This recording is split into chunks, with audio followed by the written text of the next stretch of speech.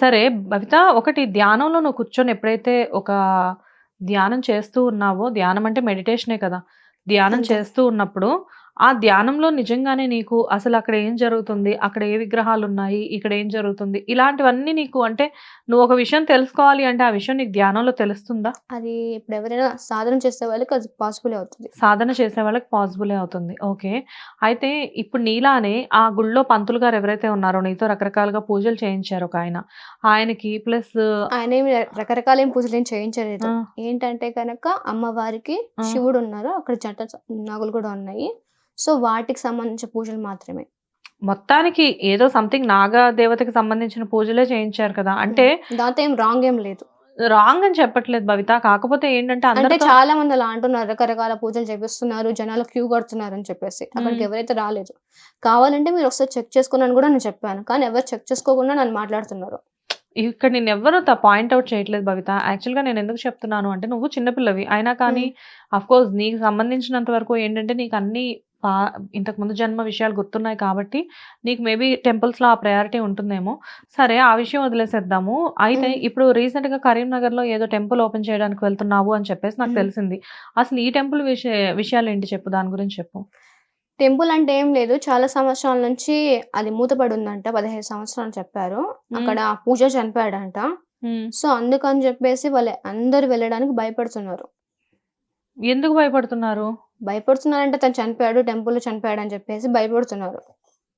పూజారి టెంపుల్‌లో చనిపోవడం అనేది ఇంతకుముందు వేరే చాలా ఆహ్, టెంపుల్స్‌లో ఆ! గూడా జరిగింది. జరిగింది. అంటే సడెన్‌గా అంటే ఆహ్, హార్ట్ స్ట్రోక్ రావడం అలాంటివి. హార్ట్ స్ట్రోక్ రావడం ఇలాంటివొచ్చి పూజారి చనిపోవడం అనేది జరుగుతది. టెంపుల్‌కి మొత్తం అంతా క్లీన్ అంతా చేసిన తర్వాత మళ్ళీ నెక్స్ట్ డే యథావిధిగా కానీ పూజలవి వీళ్ళు విగ్రహం తాకడానికి గూడా భయపడుతున్నారంట.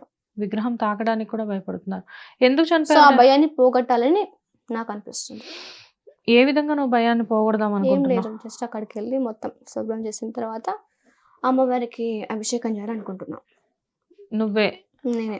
మరి ఆ ఊళ్ళో వాళ్ళు దానికి పర్మిషన్ ఇచ్చారా నీకు? ఇంగా అక్కడికెళ్ళి అడగాలి నేను. ఇంకా నువ్వసలు అక్కడికి వెళ్ళలేదు. కానీ నీకెలా తెలిసింది? అంటే నీ దాకా ఎలా వచ్చింది ఈ విషయం?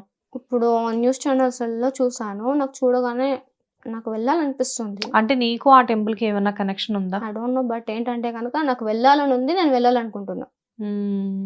ఏ విగ్రహం ఇప్పుడు ఏ టెంపుల్స్ అయినా ఒకటే కదా మనకి. హ్మ్.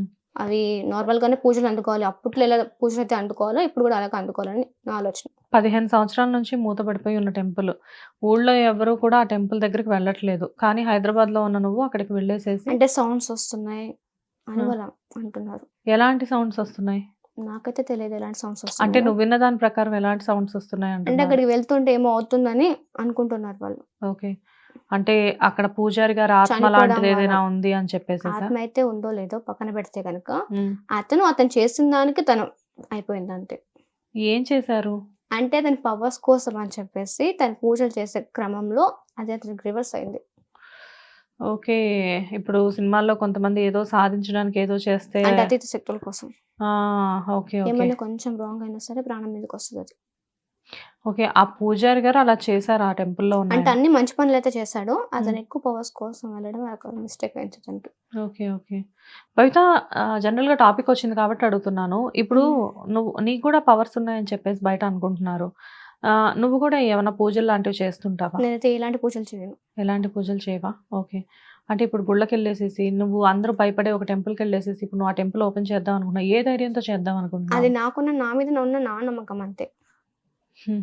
నీ మీద నీకున్న నమ్మకం. అంతే. ఇంట్లో ఒప్పుకుంటున్నారా మరి అక్కడికి అమ్మ వెళ్ళడానికి? ఒప్పుకుంది. అందరూ ఒప్పుకున్నారు. హ్మ్. నాకు చేయాలనిపిస్తుంది నేను చేస్తా. ఎవరు అడ్డొచ్చినా ఆగనింక. పెద్ద ఫ్యామిలీ గదా మీది. అవును.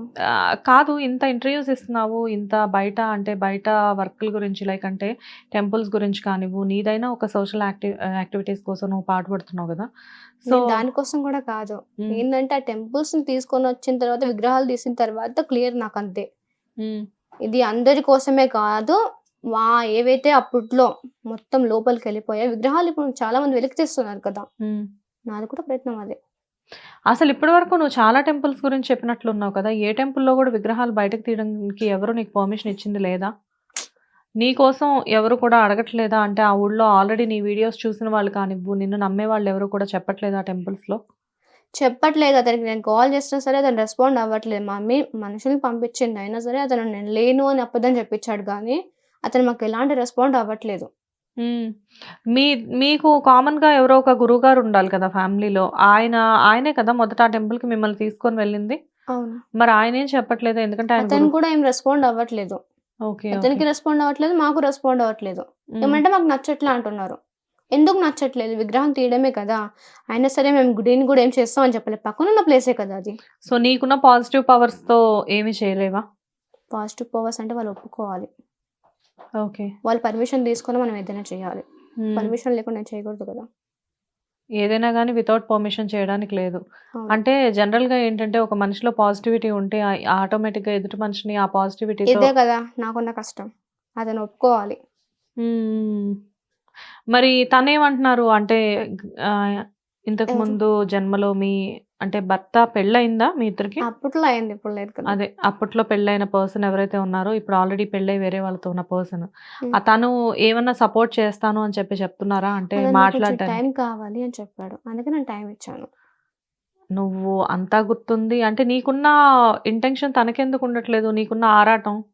ఉంది కానీ ఇప్పుడున్న జనరేషన్ గురించి కొంచెం మనం ఆలోచించాలి కదా! హ్మ్. చాలా మంది వచ్చినా సరే వాళ్ళు ఫేక్ అని చెప్తున్నారు. ఓకే. అదేలే. సో, కొంచెం అతను అందులో ఫ్యామిలీ ఉంది. సో, అదే. అతని రీజన్స్ అతనికున్నాయి. హ్మ్. కొంచెం ఎక్కువ మెచ్యూర్డ్‌గా ఆలోచిస్తున్నారనుకోవచ్చా అతను? అంతే. అంతేనా? ఓకే. సూపర్. మొత్తానికైతే ఇప్పుడు నువ్వు కరీంనగర్ వెళ్ళబోతున్నావా? అవును. 23 పర్మిషన్ లేదు. పర్మిషన్ లేకపోయినా గానీ ఏ ధైర్యంతో వెళ్తున్నావు? అక్కడికి అంటే వెళ్తే ఊళ్ళో వాళ్ళెలా యాక్సెప్ట్ చేస్తారు యాక్సెప్ట్ అనుకుంటున్నావు? చేస్తారని నేను అనుకుంటున్నా. హ్మ్. ఒక ఏంటం మంచి పనే కదా! మంచి పనే. ఇక్కడ కూడా నువ్వు విజయనగరంలో చేద్దాం అనుకుంది కూడా మంచి పనే. కాకపోతే ఆ మంచి పనికి అతనికి ఆల్రెడీ తెలుసు. నేను దానికి సంబంధించిన అతనని తెలుసు.